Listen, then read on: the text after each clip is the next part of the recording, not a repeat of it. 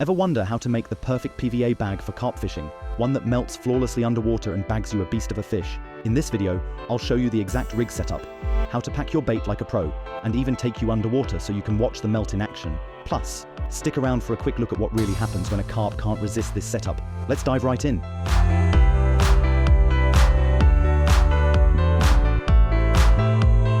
We'll start by preparing the rig. I'm using a 15 pounds, 6.8 kilograms braided camo Hooklink. Cut about 20 centimeters, 8 inches of it, and tie a simple loop at one end. This is where we'll attach the bait.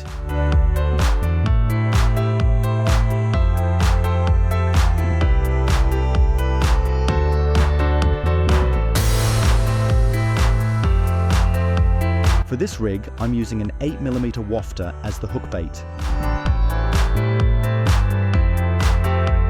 Using a baiting needle, I thread the Wafter onto the Hooklink loop and secure it in place with a bait stopper.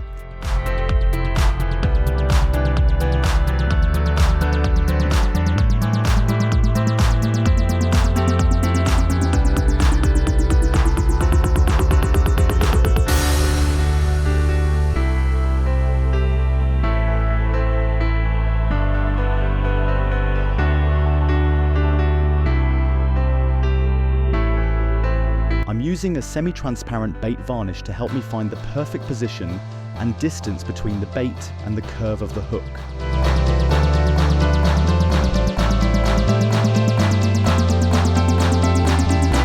Use a small splicing needle to thread the bait varnish onto the hook link.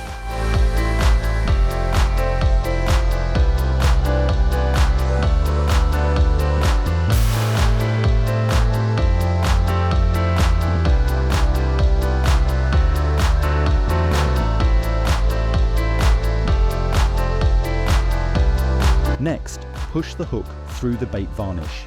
Keep the hook link tight against your finger while doing this to avoid damaging it. Wetting the varnish also makes the process easier. For this rig, I'm using a Korda Kurv Shank hook in size 8. The ideal position for the bait varnish is directly opposite the hook point or barb. This gives the rig the best hooking mechanics. Now we can adjust the distance between the bait and the curve of the hook to suit the presentation.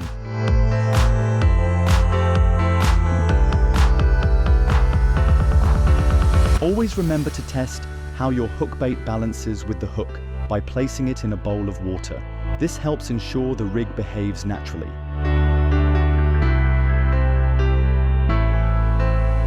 Now tie a simple knotless knot to secure the hook to the hook link.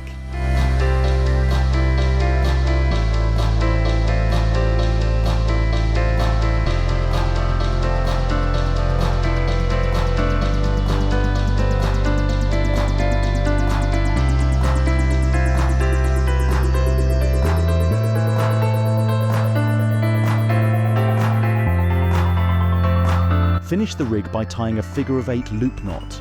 This loop will be used to attach the rig to the main line. Since this rig is used inside a PVA bag, there's no risk of it tangling during the cast. That means we can use a relatively long hook link, around 15 centimeters, 6 inches in this case. Remember to wet your knots before tightening them. I use a knot puller to make sure the knot is properly secured.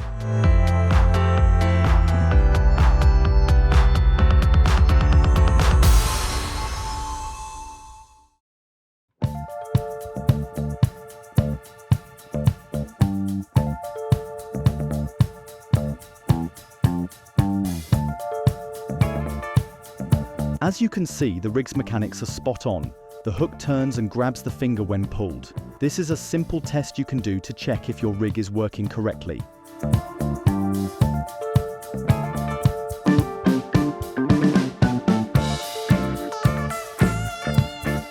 To attach the rig to the main line, we need to thread a small piece of anti-tangle sleeve onto the rig.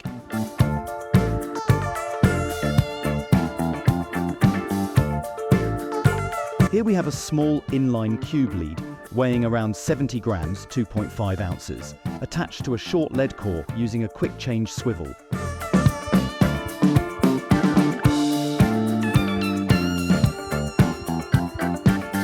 I use fairly heavy rods, and with this lead and PVA bag combination, I get a total casting weight of around 120 grams, 4.2 ounces. This helps load the rod effectively during the cast. Just make sure to check your rod's maximum casting weight and choose the appropriate lead accordingly.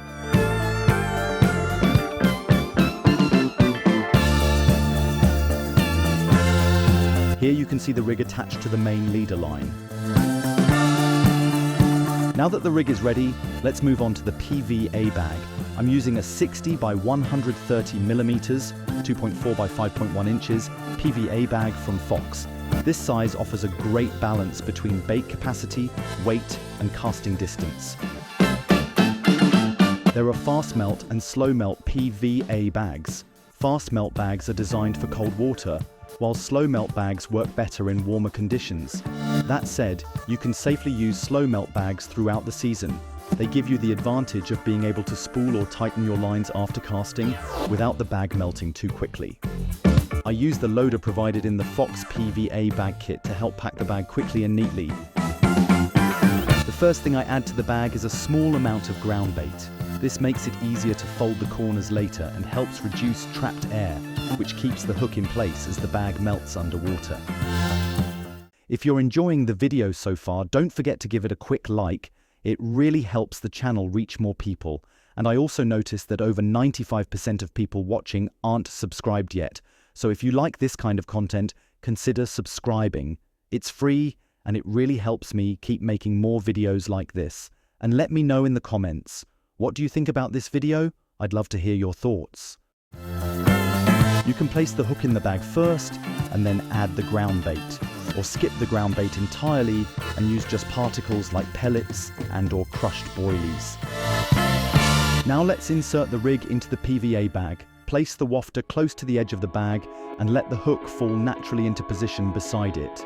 This ensures the bait is well presented on the bottom once the PVA melts.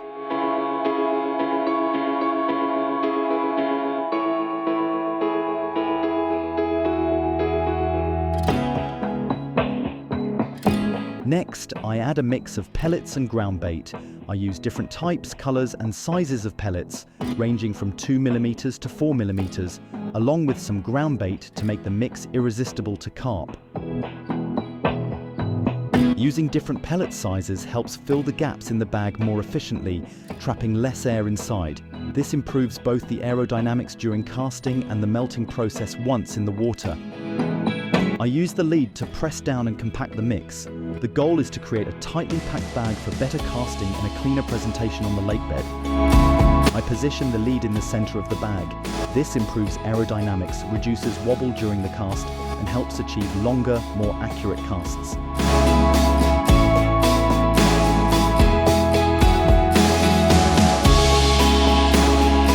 Leave a few centimeters, about an inch, of the bag unfilled. Then remove the loader and start compacting the bag by twisting and wrapping the remaining section around the stem of the lead. While wrapping, apply downward tension toward the bottom of the bag to compact the contents. Then tap the bag gently against a hard surface to further tighten and settle everything inside.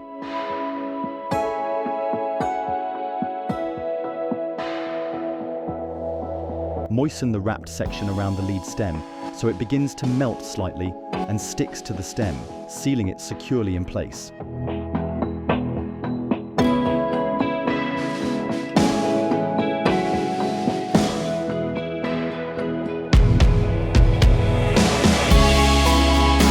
Next, fold the corners outward to make the bag more streamlined. This improves its shape and helps it fly straighter during the cast.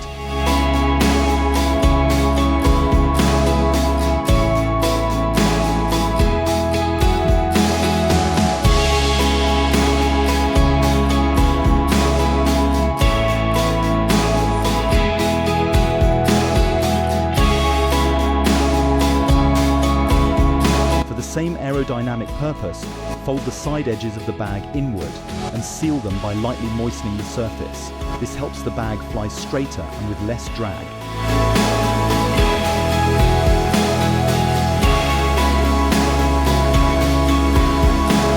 Your PVA bag is basically ready now.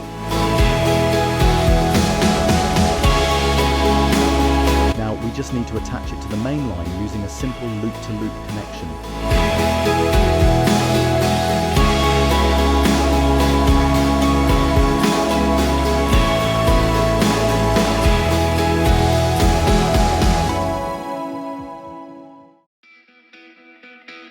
Now here are a few useful tips before casting your PVA bag. Tip 1. Use a baiting needle to poke a few small holes in the bag. This helps trapped air escape more easily, preventing large bubbles from forming and allowing the bag to melt faster and more effectively. Tip 2. One great advantage of using PVA bags is that they can carry liquids down to the lake bed, so don't hesitate to add your favorite dip inside the bag for extra attraction.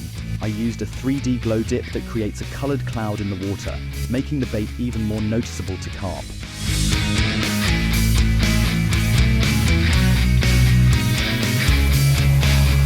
Here's how the PVA bag melts underwater. Notice how the wafter is quickly exposed at the bottom of the pile, perfectly positioned and ready to be picked up by any carp drawn in by the bait.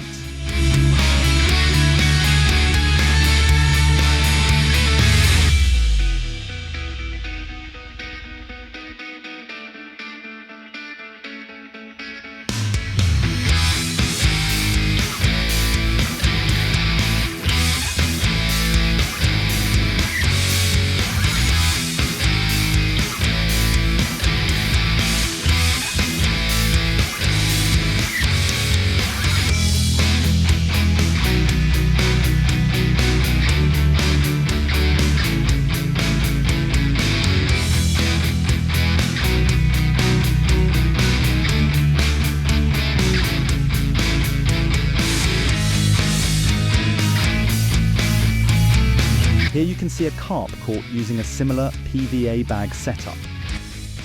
This technique proved to be very effective during our last fishing trip, helping us land around 20 carp ranging from 2 kilograms to 12 kilograms, 4.4 to 26.5 pounds in just 24 hours.